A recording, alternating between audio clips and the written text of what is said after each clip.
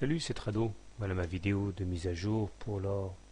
Il semble effectivement que ce soit la Bollinger inférieure qui serve de référence au haussier pour entrer à l'achat, puisque aujourd'hui, comme hier, comme la séance du 13 juin, eh bien, chaque incursion en deçà de la Bollinger inférieure est mise à profit par les haussiers pour rentrer à l'achat.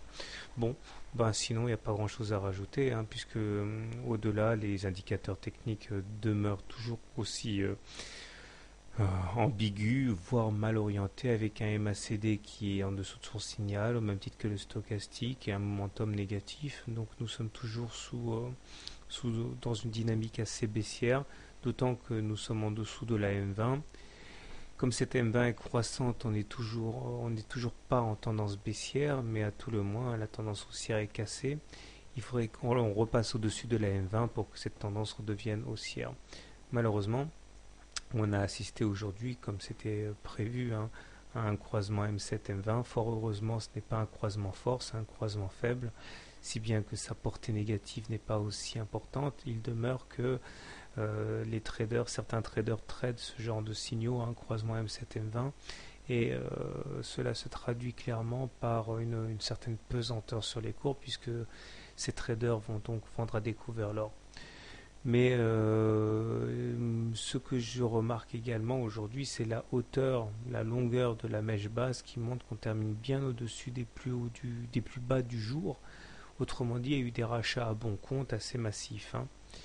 Alors, on remarque également que la Bollinger supérieure et la Bollinger inférieure sont en train de converger, ce qui montre donc une diminution de la volatilité. Dans ce genre de situation, on est amené à faire des rotations entre la Bollinger supérieure et la Bollinger inférieure, et ce qui généralement le prélude à une explosion.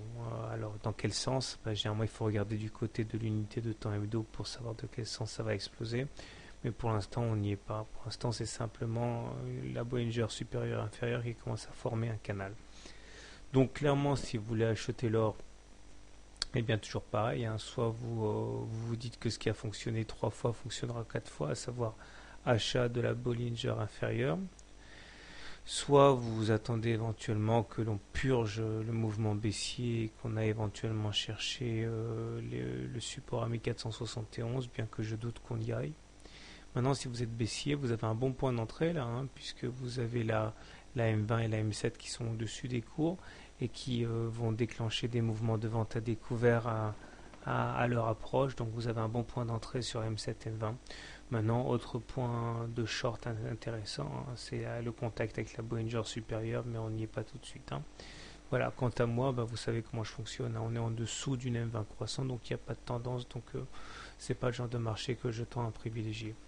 Voilà, bonne soirée, bon trade, et à demain.